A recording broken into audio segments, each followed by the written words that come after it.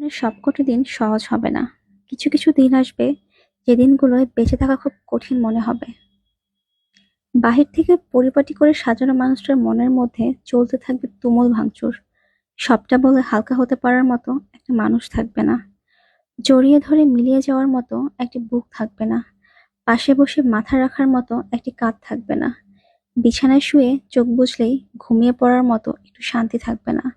বোঝার ব্যাপার হলো জীবনের এইসব দিনগুলোতেও বেঁচে থাকতে হবে।